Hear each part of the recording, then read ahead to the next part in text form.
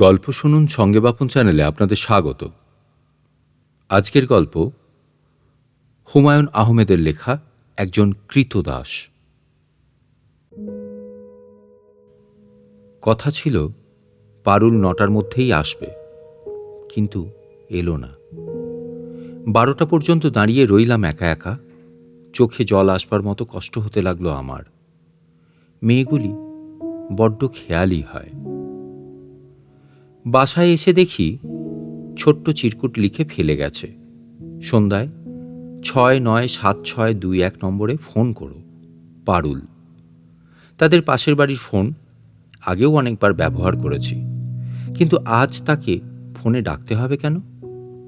অনেক আলাপ আলোচনা করেই কি ঠিক করা হয়নি আজ সোমবার বেলা 10টায় দুজন টাঙ্গাইল চলে যাব, সেখানে হারুনের বাসায় আমাদের বিয়ে হবে।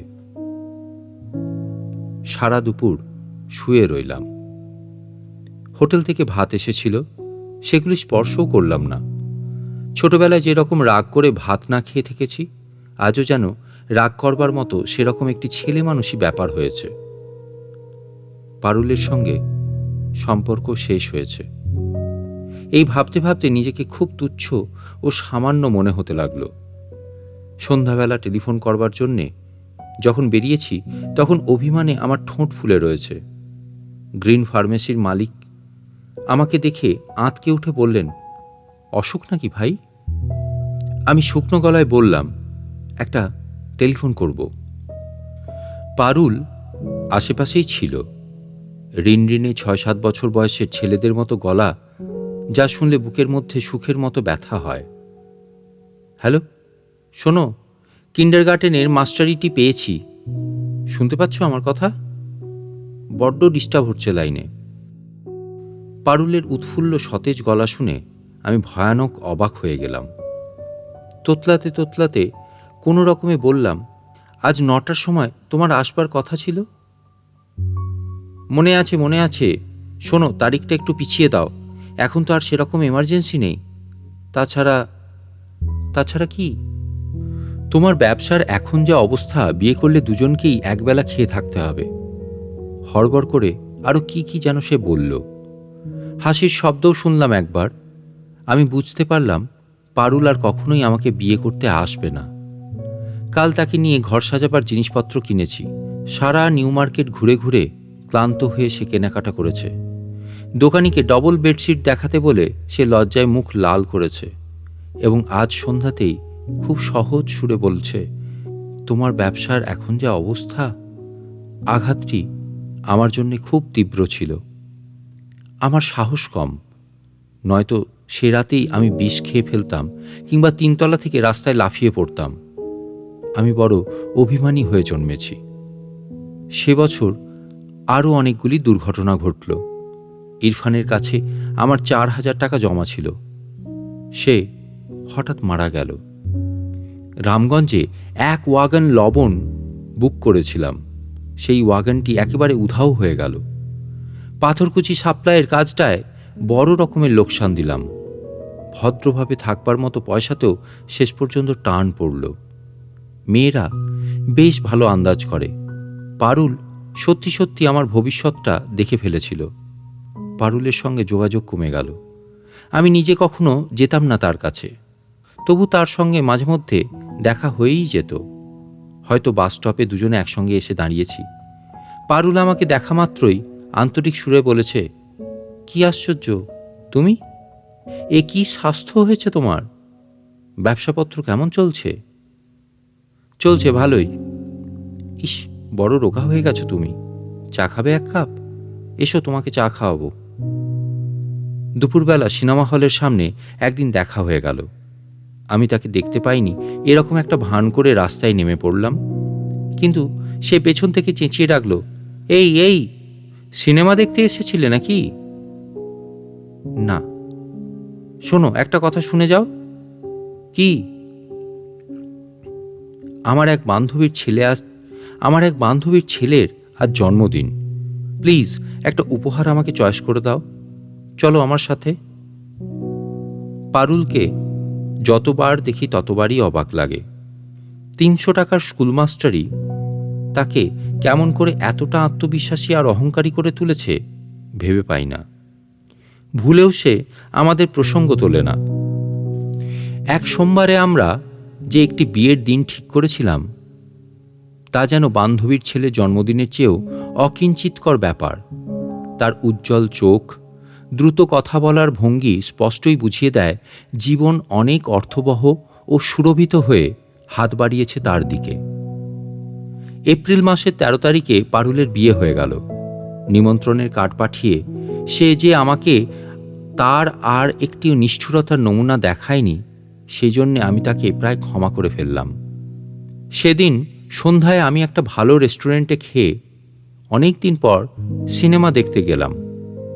সিনেমার শেষে বন্ধুর বাড়িতে অনেক রাত পর্যন্ত হৃষ্ট মনে গল্প করতে লাগলাম। এমন একটা ভাব করতে লাগলাম যেন পারুলের বিয়েতে আমার বিশেষ কিছুই যায় আসে না। একজনের সঙ্গে বিয়ের কথা ঠিক করে অন্য একজনকে বিয়ে করা যেন খুব একটা সাধারণ ব্যাপার, অহরহই হচ্ছে। সে রাতে ঘরের বাতাস আমার কাছে উষ্ণ ও আর্দ্র মনে হতে লাগলো। অনেক রাত পর্যন্ত ঘুম এলো না। শুয়ে শুয়ে ক্রমাগত ভাবলাম, ব্যবসার অবস্থাটা অল্প একটু ভালো হলেই একটি সরল দুঃখী দুঃখী চেহারার মেয়েকে বিয়ে করে ফেলব এবং সেই মেয়েটির সঙ্গে পারুলের হৃদয়হীনতার গল্প করতে করতে হা হা করে হাসব। কিন্তু দিন দিন আমার অবস্থা আরও খারাপ হলো। একটা ছোটোখাটো কন্ট্রাক্ট নিয়েছিলাম, তাতে সঞ্চিত টাকার সবটাই নষ্ট হয়ে গেল। একেবারে ডুবে যাবার মতো অবস্থা। চাকর ছেলেটিকে ছাড়িয়ে দিতে হলো। দু একটি শৌখিন জিনিসপত্র, একটা 3 ব্যান্ড ফিলিপস ট্রানজিস্টার, একটি ন্যাশনাল রেকর্ড প্লেয়ার, একটি দামি টেবিল ঘড়ি, যা বহু কষ্ট করে কৃপণের মতো পয়সা জমিয়ে জমিয়ে কিনেছি, বিক্রি করে দিলাম। এবং তারপরও আমাকে একদিন শুধু হাফ পাউন্ডের একটি পাউরুটি খেয়ে থাকতে হলো। সহায় সম্বলহীন একটি ছেলের কাছে এ শহর যে কী পরিমাণ হৃদয়হীন হতে পারে তা আমার চিন্তার বাইরে ছিল। নিষ্ঠুর এবং অকরুণ এই শহরে আমি ঘুরে বেড়াতে লাগলাম। সেই সময় সারাক্ষণই খিদের কষ্ট লেগে থাকত। ফুটপাতের পাশে চটের পর্দার আড়ালে ভাতের দোকানগুলি দেখলেই মন খারাপ হয়ে যেত। দেখতাম রিকশাওয়ালা শ্রেণীর লোকেরা উবু হয়ে বসে মহানন্দে ভাত খাচ্ছে। চুম্বকের মতো সেই দৃশ্য আমাকে আকর্ষণ করত। আহ, ওরা কি সুখেই না আছে, এরকম মনে করে আমার চোখ ভিজে উঠত। আমি বেঁচে থাকার জন্যে প্রাণপণ চেষ্টা করে যেতে লাগলাম। নিউ ইঙ্ক কালি কোম্পানির সেলসম্যানে চাকরি নিলাম একবার কাপড় কাচা সাবানের বিজ্ঞাপন লেখার কাজ নিলাম। পারুলকে আমার মনেই রইল না, বেমালুম ভুলে গেলাম। একদিন সন্ধ্যাবেলা মোহাম্মদপুর বাজারের কাছ দিয়ে যাচ্ছি।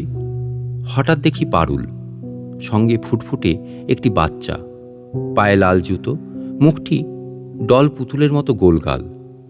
পারুলের শাড়ির আঁচল ধরে টুকটুক করে হাঁটছে। পারুল যাতে আমাকে দেখতে না পায় সেই জন্যেই আমি শুট করে পাশের গলিতে ঢুকে পড়লাম। অথচ তার কোনো প্রয়োজন ছিল না। পারুলের সমস্ত ইন্দ্রিয় তার মেয়েটিতে নিবদ্ধ ছিল। মাত্র এক মুহূর্তের জন্যে আমার মনে হলো এই চমৎকার ডলপুতুলের মতো মেয়েটি আমার হতে পারত। কিন্তু পরক্ষণেই শোভান মিয়া হয়তো আমাকে কাজটা দেবে না, এই ভাবনা আমাকে অস্থির করে ফেলল। আমার ভাগ্য ভালো, কাজটা হয়ে গেল। রোজ সকালে বেগুন বাগিচা থেকে হেঁটে হেঁটে মোহাম্মদপুরে আসি। সমস্ত দিন শোভান মিয়ার ইনডেন্টিং ফার্মের হিসাব নিকাশ দেখে অনেক রাতে সেগুন বাগিচায় ফিরে যাই। নিরানন্দ একঘেয়ে ব্যবস্থা। গভীর রাতে মাঝে মধ্যে ঘুম ভেঙে গেলে মরে যেতে ইচ্ছে করে। রাস্তায় আমি মাথা নিচু করে হাঁটি। পরিচিত কেউ আমাকে দেখে উচ্চৈস্বরে ডেকে উঠুক তা এখন আর চাই না। কিন্তু তবু পারুলের সঙ্গে আরও দুবার আমার দেখা হয়ে গেল। একবার দেখলাম হুড ফেলা রিকশায় সে বসে, চোখে বাহারি সানগ্লাস। তারপর চমৎকার চেহারার একটি ছেলে, খুব সম্ভব এই ছেলেটিকেই সে বিয়ে করেছে, কারণ শফিকের কাছে শুনেছি পারুলের বর হ্যান্ডসাম এবং বেশ ভালো চাকরি করে। দ্বিতীয়বার দেখলাম অন্য একটি মেয়ের সঙ্গে হাসতে হাসতে যাচ্ছে। কোনোবারই সে আমাকে দেখতে পায়নি। অবশ্যই দেখতে পেলেও সে আমাকে চিনতে পারত না।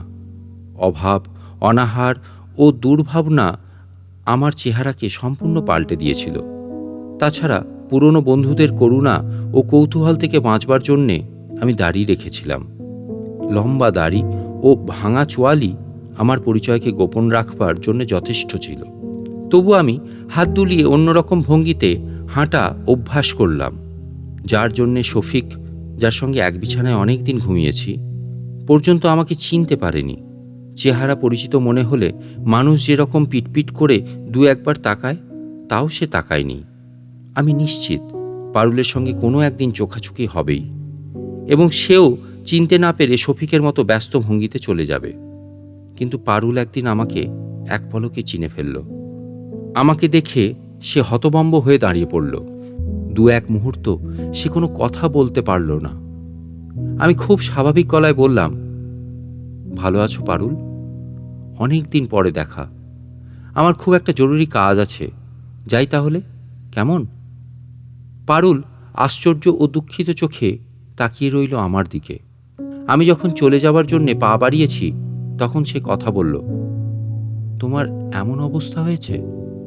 আমি অল্প হাসির ভঙ্গি করে হালকা সুরে বলতে চেষ্টা করলাম, ব্যবসাটা ফেল মেরেছে পারুল। আচ্ছা, যাই তাহলে। পারুল সে কথার জবাব দিল না। আমি বিস্মিত হয়ে দেখি তার চোখে পানি এসে পড়েছে। সে অন্যদিকে মুখ ঘুরিয়ে কিছুক্ষণ দাঁড়িয়ে থেকে ক্লান্ত ভঙ্গিতে হেঁটে চলে গেল। পারুলকে আমি ভুলেই গিয়েছিলাম। যে জীবন আমার শুরু হয়েছে, সেখানে প্রেম নিতান্তই তুচ্ছ ব্যাপার। কিন্তু সামান্য কয়েক ফোঁটা মূল্যহীন চোখের জলের মধ্যে পারুল নিজেকে আবার প্রতিষ্ঠিত করল। সমস্ত দুঃখ ছাপিয়ে তাকে হারানোর দুঃখই নতুন করে অনুভব করলাম। আমার জন্যে এই দুঃখটার বড় বেশি প্রয়োজন ছিল। আপনারা শুনছিলেন গল্প শুনুন সঙ্গে বাপন চ্যানেলে আজকের গল্প হুমায়ুন আহমেদের লেখা একজন কৃতদাস। গল্পটি ভালো লেগে থাকলে ভিডিওটিতে লাইক করে এবং চ্যানেলটিকে সাবস্ক্রাইব করে পাশে থাকবেন। আবার দেখা হচ্ছে পরবর্তী গল্পে। আজকের মতো টাটা।